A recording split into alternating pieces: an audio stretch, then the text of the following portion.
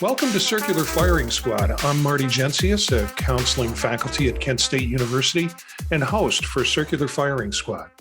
We've got 5 members, 5 questions, and 5 answers for each question.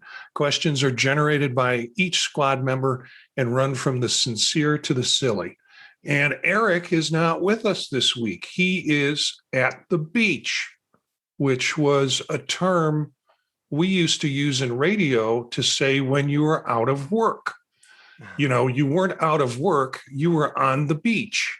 So Eric, I think, still is employed. He just actually happens to be on the beach with his family taking a vacation.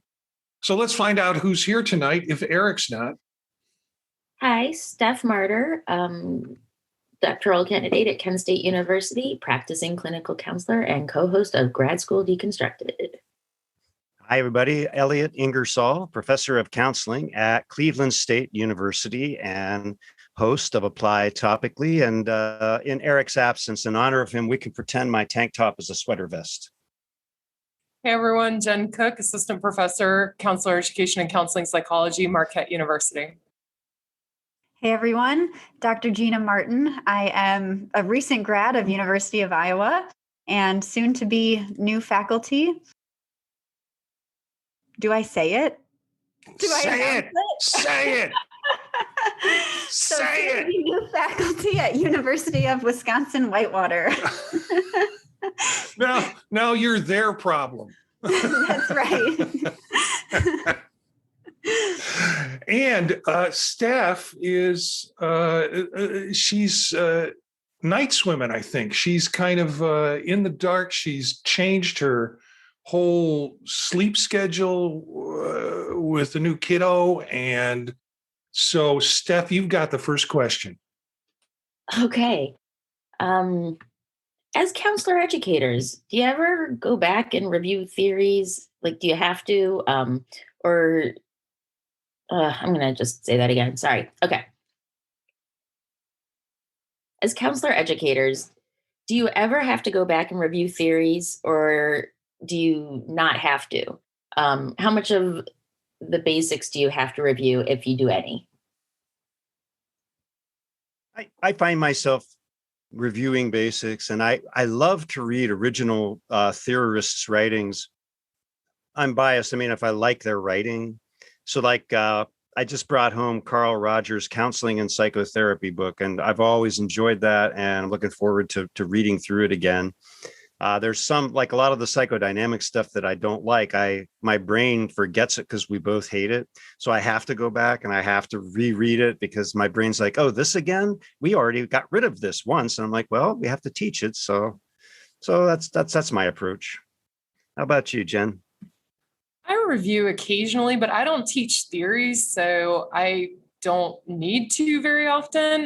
The exception to that was I got a new prep a few years ago. I don't know, time's like totally still messed up for me. I'm still on COVID time, so maybe it was 2 years ago and not a few, but I had a new prep. I taught family systems, and even though I'm trained as a couple and family counselor, I hadn't been in the theories for family in such a long time that I legitimately had to really remember, like, which theory belonged to which person, like outside of the ones that I would practice regularly, because structural and narrative tend to be my fallbacks. But the rest of them, I was like, who does the circumplex model belong to?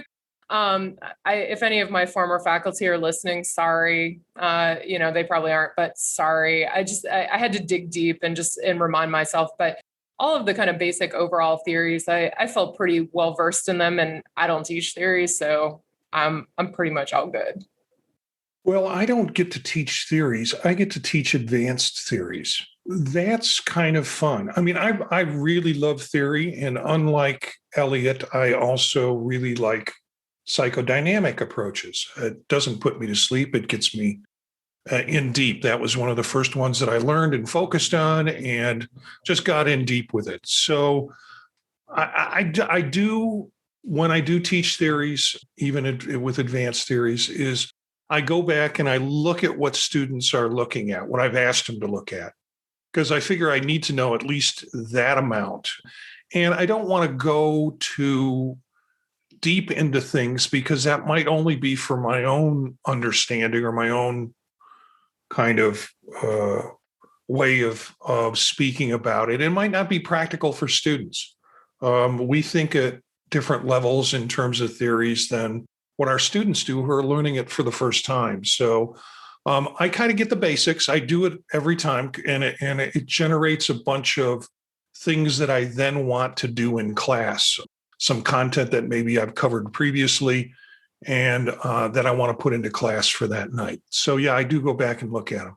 So for me, it depends on the course. And similar to what Elliott had said, I really enjoy reading about them. So I will do my own reading on theories, but it doesn't always pertain to course content.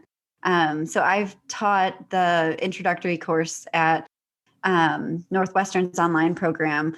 Now, I just completed my 14th time teaching it. And in that setting, I don't have to review because I see my slides and I remember exactly what comes to mind. And it's always an organic conversation. But when I'm teaching a class for the first or even second, third, 10th time, maybe, then I'll review it briefly. But mainly now, the main prep that I do is reading my own stuff.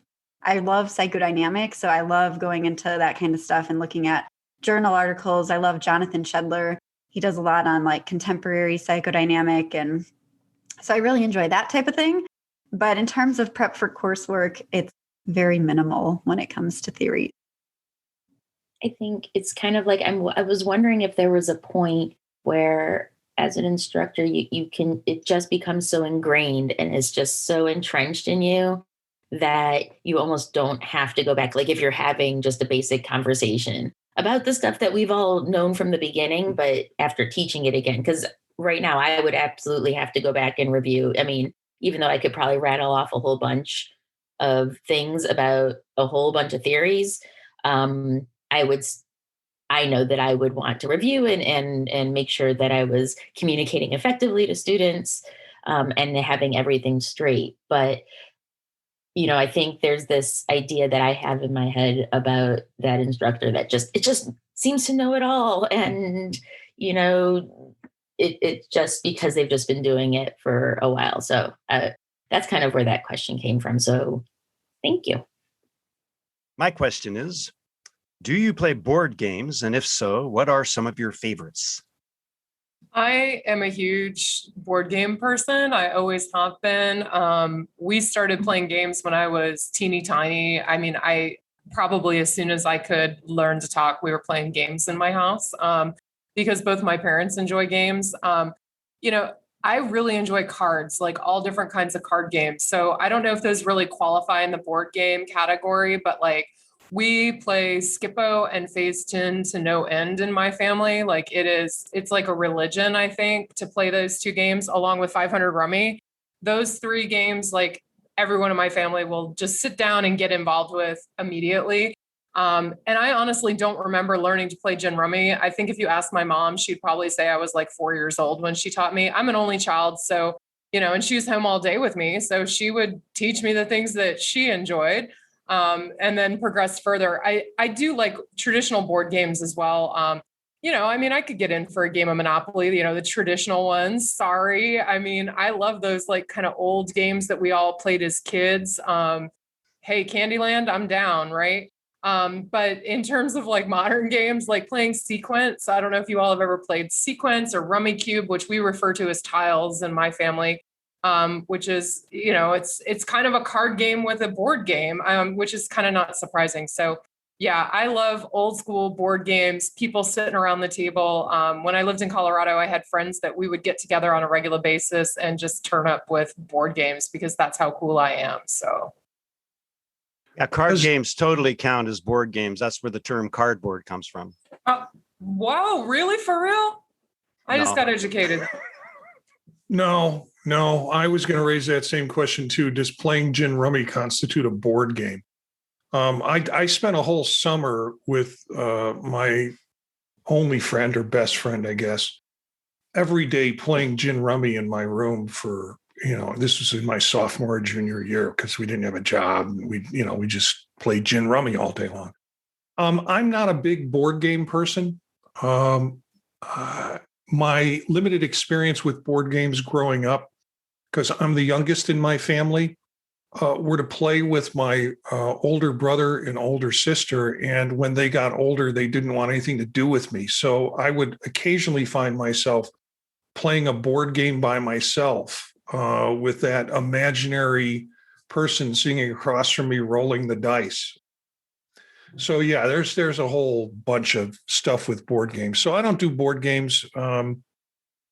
Couple of times a year, I have groups of international students who come over, and I have some games that I bring out. 5-second rule, things, and then there's another game called Three Things, and a game called What Would You Do? So I've purchased those and have them up on the shelf and use them when international students come over a couple of times a year and have a meal with us. I do more Jackbox TV online. I enjoy those kinds of electronic games with people, and don't do it that often, but I enjoy it. But lately, now that things are opening up, it's trivia. And so hitting the pubs and doing trivia night with my son and his friends is always great. Love that. So this reminds me of a question a while ago. I think it was Eric who asked it about like your nerdiest thing that your students would want to know about you or something like that. And I can't remember if I said this on the show or if not, if this was one of the things that I went back and forth with, but I am a huge, huge board game geek. So I love the obscure games. Like nobody's probably heard of these, but Seven Wonders is like a very intricate board game that it takes like a month to learn it. But once you get it down, it's really fun. And that got me through quarantine with my husband, Don. We would play that back and forth for hours on end after our daughter had gone to sleep. And that was a really saving grace in that dark time. Another game that I love that recently came up was one by Disney, actually. And I didn't think I would like it. It's called Villainous because it's like a little bit more, Disney themed. It's all the villains from Disney movies. And it's, again, like a strategy game. So you have to like figure out how to play other people's boards and figure all that out and whatnot. So this has been one of my big nerdiest, geekiest things that I do. But I love board games. I also love like the normal ones too, like Monopoly, Jenn, you mentioned, and Sorry and all those, Candyland. But yeah, that's my main thing. A big secret of mine that I don't usually tell my students or anyone, but here we are. We had Candyland in our household, and I'm colorblind. So not only was it painful to do that game, but I kept guessing the wrong colors. And so, another reason why board games aren't there for me. I'm just fascinated by that Seven Wonders game. I'm intrigued. I don't know if I'm going to have time to learn it or at this point in my life, but I'm going to know that it's out there and I'm going to want to research it. Okay. So in our family, too, like Jenn, I'm an only child, but I played a lot of games with my parents, oftentimes just with mom, but we played board games. We played Sorry and blah, blah, blah. And there were other ones like Enchanted Forest, and underneath these plastic trees was like a symbol of whatever fairy tale that was out there. It was kind of cool. But we still play a lot of word games. Scrabble is something that when my grandmother moved here, actually, a while ago, she passed away about 7 years ago now, but she was here the last 10 years of her life. And every Sunday she'd go over to my parents' house, and we'd all have a glass of wine and play a few rounds of Scrabble together. And that got to be pretty fun. I do have a hidden talent where I am like a boggle savant. I don't know where it comes from. I don't know how to monetize this. I've looked for boggle tournaments, and my family won't play with me anymore. I can't find people to play Boggle with me. Whether it's big Boggle or super big, ginormous Boggle that has like 7 cubes across each way. But we'll play Trivial Pursuit and things like that, even as a family now. But I miss Boggle. Oh, these are really good answers. Thanks. Got some ideas. Like I said, if we ever end up at a conference together, let's have a game. I love games. And, with ADHD, some games are really just not in one's purview. I grew up with really smart kids who played Risk, and my little army would always be the first one knocked out. Yeah, I don't know. But I love Parcheesi. We played Sorry. We played Candyland. My brother-in-law's name is Andy, and when he comes, we call it Andyland. And then we give little caveats about Andy and the cards that we're reading. He's a good sport.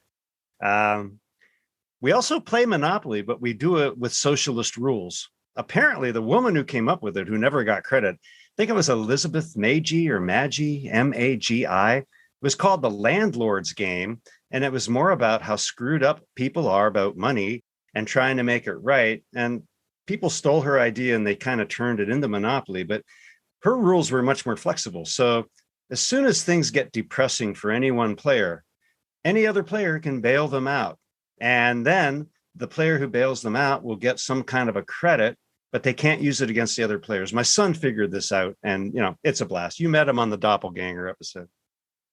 How about you, Jen? What's your question? So I'm curious to know, how can we help teach the broader public about how to tolerate ambiguity? Oh, I don't know if I'm lucky to have the first response to this one or not. I think the only way you teach it is to place people in situations where they are forced to be ambiguous or that there aren't clear answers to. I'm a big fan of cognitive dissonance, and I think it's a powerful way of learning. And so putting people in positions where they have to struggle with that, I don't know how that master plan would occur. I think it happens in the educational systems need to do that more and more. I think maybe the general public is lost with that, but I think we could build it into our educational systems where people have better ambiguity tolerance. Yeah, I love that. And I think that a lot of teaching about it and doing it is modeling it for other people. So one of the things that I thought about when I was thinking through my answer for this question was, like, how do I model this in day-to-day life? And I think that just talking about it, letting people know when I'm struggling, sitting in the ambiguity or sitting in that not knowing and feeling uncomfortable with the discomfort of it, I like to name it, just like in counseling, and I like to talk about it. So what comes up? How does it feel? What kinds of things do you think about? This is what I'm doing, be transparent on my end of how I'm sitting with that ambiguity, and either sitting with it successfully or sitting with it and losing my marbles over it. Because both ways, I think, have value when you can talk about them and model that for other people. So not that that's necessarily teaching the masses, but I think that it all starts with conversations, and it all starts with, like, in your personal relationships, how can you model that? This was really kind of difficult to think about because I'm like, what can we make a PSA? I'm not sure how to reach large groups, necessarily conceptualizing it that way. But thinking about the modeling, it kind of got me thinking from your answer, Gina, about maybe teaching acceptance of ambiguity, even more than tolerance. And what I mean by acceptance is just like, it's there. Like, you can't escape it. I think people often in their lives try to make a world for themselves or a life for themselves where ambiguity doesn't exist. They'll know exactly what to expect all the time, and that'll make them feel safe and secure. And that's just not realistic. And I think just helping people understand to that point that living a life without ambiguity is not realistic. Maybe just bridging that, when talking, or just talking about it yourself. just saying, hey, here's where I am. This is what it is. I'm going to sit in it for a bit because that's, it's that or fight it. And I don't feel like fighting it. But anyway, just kind of bringing people to that, to help, at least to show them like it's there. You can't escape it. How are you going to just manage it? So this question tied in to a conversation. I had a 2-hour conversation Friday with my emotional support Canadian. And she and I used to talk about John Keats. I think he talked about negative capability, which was basically a tolerance of ambiguity. And she said Americans will think it's a conspiracy theory, but your whole society is one big experiment with ambiguity. All you have to do is make everything that's necessary uncertain. Healthcare, employment, liberty, pursuit of happiness. The conspiracy is the United States is one big experiment in creating and exacerbating conditions of ambiguity. I got to say, I think she nailed it. So we're already doing it, but no one likes it. That's a really fascinating perspective because you're right. Like you're naming those things, Elliott. I'm like nodding along. I'm like, yes, yes, yes. And what's fascinating is that in the midst of that, I feel like that we operate in like these cultural extremes. And I feel like the extremes are getting bigger as time goes on. And so I think part of what comes to mind for me is something Marty mentioned, which is cognitive dissonance. And, nobody likes to feel that way. Like our brains don't like it. We want to sort things. We want them sorted out. I mean, that's how we're naturally wired. But nobody dies from cognitive dissonance, but we try to get away from it as quickly as possible, And I think about the large amounts of people who are diagnosed with addictions or with anxiety or with depression, and I personally conceptualize them through an extreme lens because they are extremes on one end or the other, right?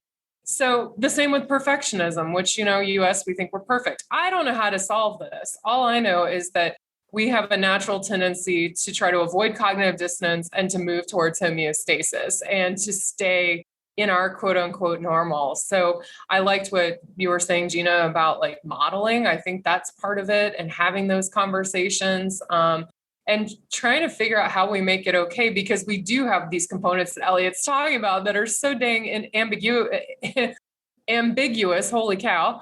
And we continue to have these kind of extremist stuff going on. So I don't know. This is something I continue to grapple with personally. I'm not much of an extremist, but I can be just like anybody else because my brain likes things to be clear too.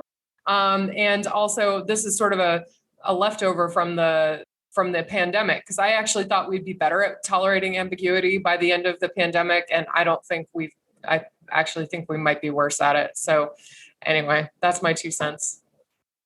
Great question. My question is, as we're headed into summer or starting summer already, how would your teaching change during the summer? So for me, it doesn't currently. Northwestern's on like those quarter systems. So it's a 10-week quarter all year round. So we have 2 weeks off and then we go straight back into it. So my teaching really doesn't change much over the summer. However, when I start my new job in the fall, it will definitely change. It'll be a different structure. The hours will be different and that kind of thing. So I think I'm in for a transition, but not until next summer. I think in general, I've always appreciated a slightly more relaxed feel in summer classes. I don't know, it doesn't mean necessarily expecting less from students or slacking on the educating. There's just a little bit more casual feel. Sometimes if some of the courses are like crammed in there where your students are there 3 days a week, 3 hours at a time, it's hard to just go with them. So depending on how that semester is structured and is put together, I think there could be room to be a little bit more relaxed. Well, this one touched a nerve with me because I have quit teaching in summer. I have the luxury of that. I consult, but I saw so many problems with the summer semester structure. My employer, who shall remain nameless, although I named them at the beginning, we have 2 6-week summer semesters, and it's like a mad dash of cripples in 100-meter contest. It's ridiculous. We put all this pressure on people to take a 16-week semester course and try to create it in a way you can do it in 6. Very hard. And then, like most Americans, my employer likes to refrigerate the classrooms in summer. There's something about Americans and air conditioning. When I'm in Canada, most people don't even have it. And I'm like, this is nice. Our air conditioner, our HVAC unit went out in March. The air conditioner is still on a ship from the Suez Canal. I haven't missed it at all. My car Freon's been out for 2 years. I haven't fixed it, and my kids are complaining because they're driving my car now. But at university, the rooms would be like 55 degrees. So when I was teaching, the 2 things I told my students right up front: winter gear and stimulants. You're going to need both of those to get through this 6-week semester. And I literally had students, and these are healthy 20-somethings, wearing winter coats because the rooms were so cold. And I'm like, what exactly is the point? And then I thought, oh, we're in some government experiment where they're testing cold on people's cognitive abilities, and they're going to see if we break at some point, maybe around 3.5 weeks, and we start breaking the windows with chairs. I don't know. I despise those summer semester structures. If I was king of the university, or queen, I would just have 3 15-week semesters, and that would work fine for me, but I've not been asked. Good question, though. So it's so funny you say that, Elliott, because when I was in my master's program in Denver, Denver's very hot in summer, very dry. It's high altitude desert, but it also drops off very quickly at night because it's high altitude desert. And we used to joke during summer session, we did 6 hours twice a week in that program, 4-week semester, quote unquote, for a course. That's how I took theories, family theories, my counseling skills, and something else. I don't know. It was madhouse, but we would joke that they were controlling the thermostat in Atlanta. So, when it was still 95 degrees at 8:00 at night in Atlanta, they had us jacked, to 50 degrees while it's, dropped to 65 or something reasonable outside. Anyway, I'm off the topic. What a shock. But, I'm in the 6-week madness right now. I'm teaching 2 sections of addictions, fully asynchronous online. And I used to teach it. I've taught this class in like so many rando formats. So I used to do it like a seminar, like a workshop kind of thing, and do like an 8-hour day.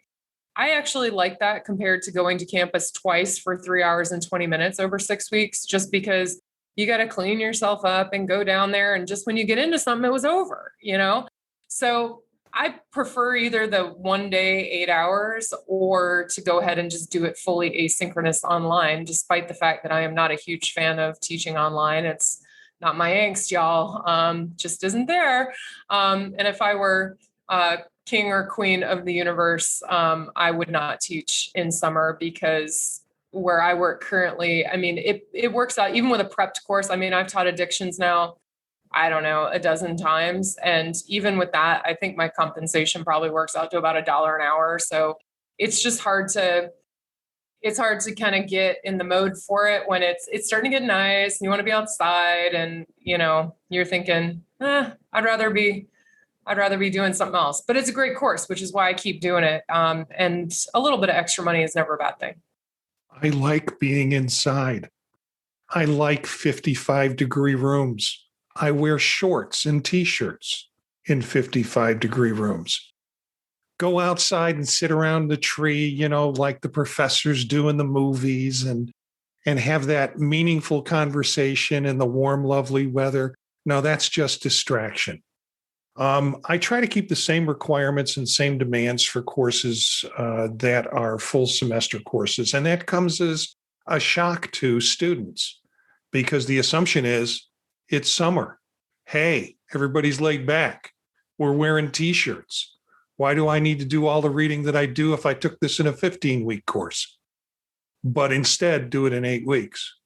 And then you have students who kind of perceive it as consumers, and they want to know how many courses they can take and get over in the summer, which is like not the way to learn knowledge. So for me, I teach quite a bit during the summer. And their evening courses, and because of the length of the course for that day, it's an all-day prep for me. I wake up the day and go, oh, it's Tuesday. It must be multicultural. Let me spend my day getting ready and getting my energy up to teach and figure out what I'm going to teach and when over this 4-hour period in the evening. So it is different. I started actually on a quarter system as an instructor and got used to it. So whereas some of the faculty in our program will do a course 2 times a week during the summer, I'll do it once a week and make it a little bit more extended.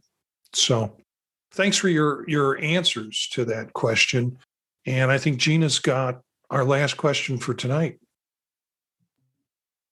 Yes. So the final question is, what old movie would you like to see remade, and who would you have star in it? This is a cool question. I like this question. I tried really hard to answer this question. I realized every idea that popped in my head, I was like, no, why would you remake that? I couldn't figure it out. Also, people need to start making new things. Like, there's so many reboots. I'm getting so sick of everything being rebooted. But at the same time, I mean, there are some movies that like flop, but I just got stumped each time. So I just make new things, new ideas. Well, you and I remember, you might remember my companion, Carl. He made an appearance on one show. Carl and I watched Frank Capra's Lost Horizon. It's like, I think, a 1937 film. And it was a novel by James Hilton, which I just loved, both of them. My father introduced me to them. They've restored the film. And I thought, now that would be a brilliant remake. But what I would love to see, and this is Pride Month, it's June. So I thought, you do Lost Horizon with a transgender theme. I would love to see Elliott Page in the lead role that Ronald Colman played. And there's an actor, he was in Last Samurai, Ken Watanabe. I don't know if I'm pronouncing it right. He would be the sage who runs Shangri-La. That's the movie I would just love to see remade because the story was so just delightful and compelling for me. Okay, so I love this question too. The problem with this question for me is that I watch a lot of old movies and I totally suck at recent actors. So like, I don't know who's an actor anymore. However, I do have an answer for this question, even though I agree with Steph, like, why are we remaking? Because the original is always so much baller compared to like anything that you're going to come out with next. Just like I'm not usually a fan of a sequel, despite the fact I'm about to talk about a sequel. So if I were going to remake something, it would be the Airport franchise from the 1970s. I don't know if you all have ever seen these. There's Airport 72, and that's the original. And then there's 2 after that, one with the Concorde and then one where they go beneath the ocean.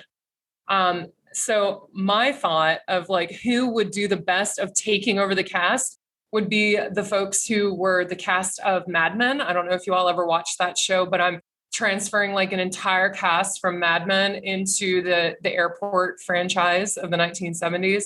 And the guy who played Don Draper, I think he should be the Dean Martin character, just because like I see them as so totally linked, even though I don't think we should remake it because it's such a classic. But Mad Men folks doing Airport 72, I'd be about it. Well, that combines a couple of your favorite things to do: travel and old movies. You picked a good franchise. I was a film minor in my undergraduate years, so absolutely my choice would be none. Absolutely no movies need to be remade. They should exist as they exist. Now, for an example, A Star is Born. 5 times they remade that film.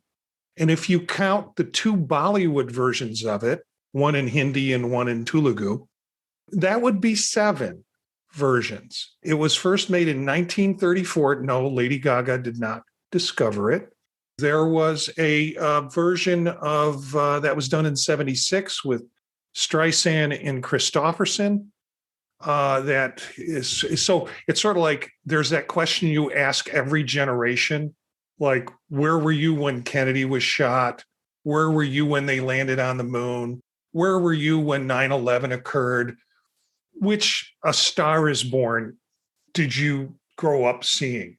The irony is this film, all of the 5 or 7 versions of this film only won like 3 or 4 Academy Awards. So, it wasn't recognized as a great film. It's just so none, absolutely none. No films need to be redone whatsoever. Come up with some new ideas. So as soon as I saw this question come through, Marty, today, I was like, oh my God, that was my question? How am I ever going to answer this question for the same reasons that you've all talked about? But also, I don't really watch a lot of movies. So I'm kind of ashamed to say that.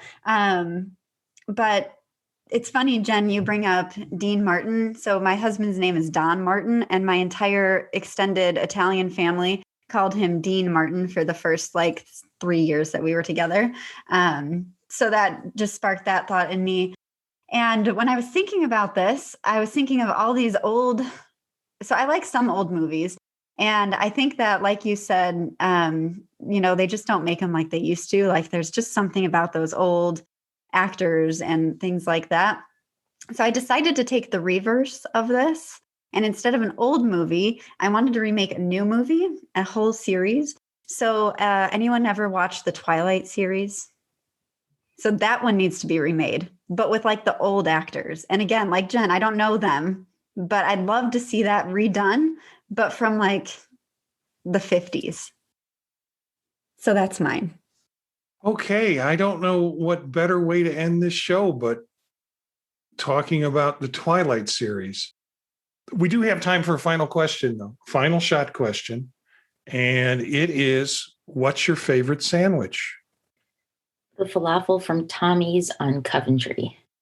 You have to preface it with a 10-mile hike and then a roast beef with fresh lettuce, tomato, and onion with buttered toast.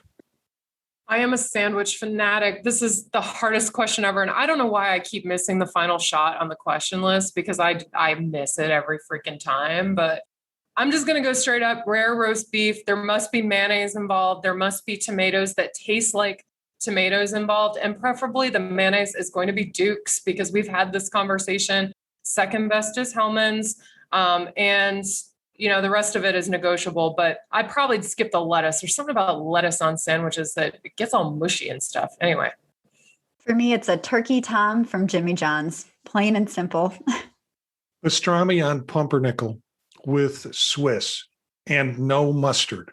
I'm kind of a fanatic about not putting mustard on meat or sandwiches. Aileen likes it. I don't. I think it just basically takes... Mustard's used for it's great if you're eating meat that's gone bad, because it completely takes the flavor out of it and you're just overwhelmed with mustard. But for me, pastrami on pumpernickel with Swiss, no mustard. Thanks to the squad, Elliott, Gina, Stephanie, Jenn. We wish Eric was here, but Eric's on the beach. Look for some of these characters on their podcasts on thepodtalk.net. You can find out more about them at circularfiringsquad.net. Our theme music is from Menage a Quad, Real Swing Shet. That's it for this episode of Circular Firing Squad. Ready, fire, aim.